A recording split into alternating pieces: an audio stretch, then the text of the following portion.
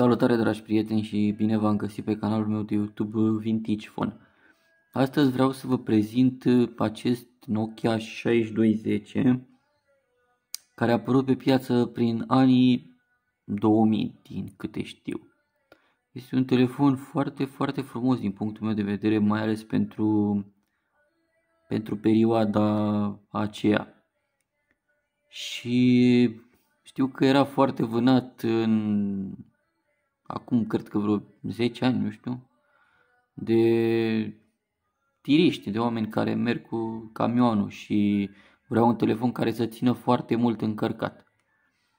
Eu tocmai ce l-am achiziționat de la un târg din acesta de vechituri. Eu în ultima perioadă merg foarte des pe acolo să găsesc lucruri din acestea vechi, care sunt valoroase din punctul meu de vedere, pentru că un telefon din ăsta e foarte frumos și foarte bun. Da.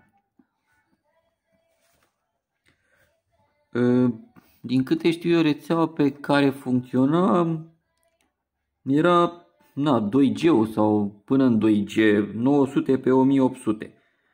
Greutatea așa nu era foarte greu. Din câte știu avea 100 și de grame, 114 din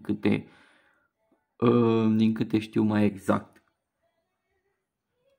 Și avea ceva ce eu credeam că a apărut mult mai târziu, adică funcția de infraroșu, prin care bănuiesc că se puteau transmite decât anumite informații, de exemplu un număr de telefon sau ceva de genul.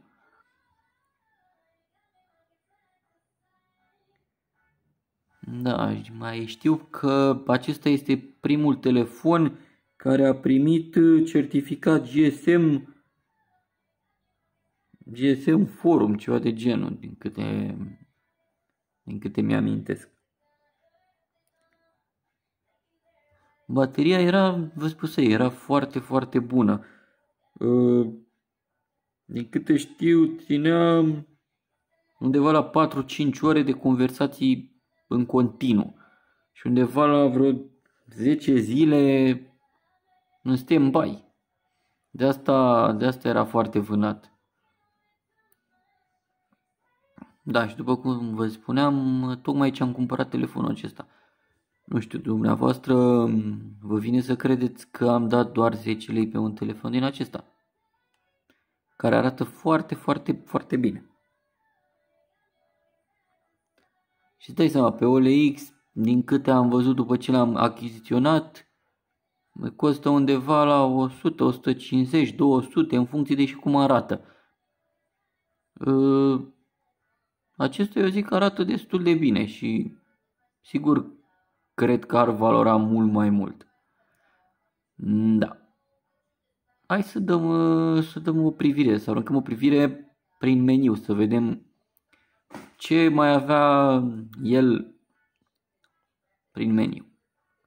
Deci aici sunt mesajele, apelurile, profilul, adică știți și voi de fapt că aici alegeai dacă să sune telefonul sau să nu sune, melodii și alte chestii.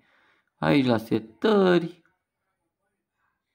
apelurile ratate, jocurile, calculatorul, calendarul și infraroșu. Și serviciile, deci atenție, telefonul ăsta în 2000-2001 când a apărut avea și internet. Clar, nu știu ce internet avea și cum mergea. Da, na. Important e că l-avea acolo. Ce era foarte frumos la aceste telefoane era jocul acesta. Șarpele, unii îi mai ziceau râma. Da. Și ia uitați ce mișto. Toată ziua se jucau oamenii pe el.